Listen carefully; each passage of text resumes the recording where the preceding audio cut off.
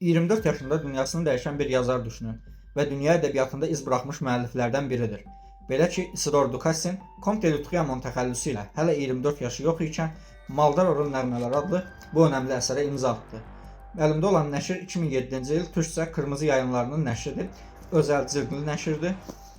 Hazırda satışı yoxdur deyə ikinci əl olaraq əldə etmişdim. Belə ki, kitabın önəmi bundan ibarətdir ki, əslində burada Maldaror adlı şeytani və sürreal bir varlığın bütün insanlığa, bütün tarixə və bütün dinlərə qarşı, hətta Tanrıya qarşı bir mübarizəsindən bəhs edir.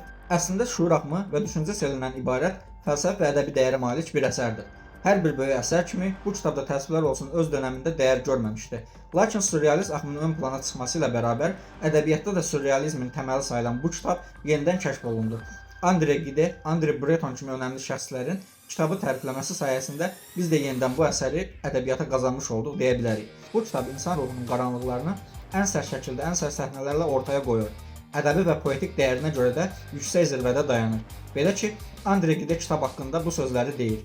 Maldororianın nəğmələrində 6-cı nəğməni oxuduğunda özünün yaratdığı bütün sənət əsərlərinə nifrətim baş qaldırdı. Belə ki, siz də ədəbiyyat tarixində sıradan şablon əsərlərdən bezmisinizsə, lakin eyni dərəcədə ədəbi dəyərə malik əsərlər axtarırsınızsa, mənim səhifəmi izləməyi unutmayın. Həmçinin videonu bəyənə, paylaşa və beləcə dəstək ola bilərsiniz.